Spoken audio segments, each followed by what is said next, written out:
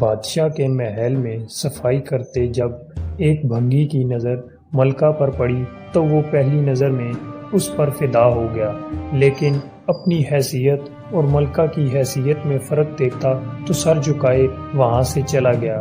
پر دل تھا جو ایک ملاقات کی حسرت میں تڑپتا رہا۔ عشق کی بیماری نے جسمانی بیماری کا روپ لیا اور وہ بستر پر پڑ گیا۔ بھنگی کی بیوی بھی اس ساری حالت سے واقف تھی۔ بھنگی کی خراب حالت کی بنا پر اس کی بیوی اس کی جگہ کام پہ لگ گئی۔ کئی دن جب بھنگی ملکہ کو وہاں نظر نہ آیا تو اس نے اس کی بیوی سے دریافت کیا۔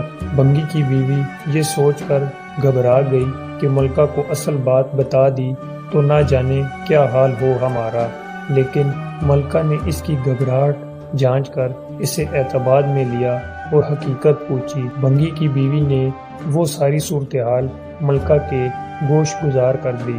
تب ملکہ نے اسے کہا، اس سے ملاقات کا یہی ایک راستہ ہے، تم اپنے شوہر سے جا کے کہہ دو کل وہ شہر سے باہر کسی رستے پہ بیٹھ جائے اور بس اللہ اللہ کرتا رہے، نہ تو کسی سے بات کرے اور نہ ہی کسی کا دیا کوئی تحفہ قبول کرے۔ ایسا کرنے سے جب اس کے چرچے بادشاہ تک پہنچیں گے تو ملاقات کے رستے بھی کھل جائیں گے۔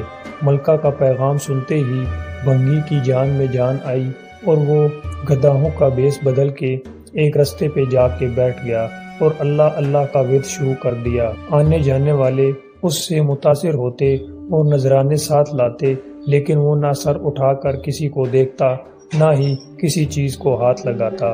کرتے کرتے خبر بادشاہ تک پہنچی اور اس نے وزیر کو بھیجا کہ دریافت کرو کہ کون ہے وہ اس کی سچائی کے ساتھ تک ہے۔ وزیر نے واپس جا کر بادشاہ سے اس کی بہت تعریف کی۔ بادشاہ فیض پانے کی غرض سے خود چل کر اس کے پاس گیا۔ جب ہر طرف اس کے چرچے ہونے لگے تو ملکہ نے بادشاہ سے اس نیک انسان کی زیارت کی خواہش ظاہر کی۔ بادشاہ نے اجازت دی۔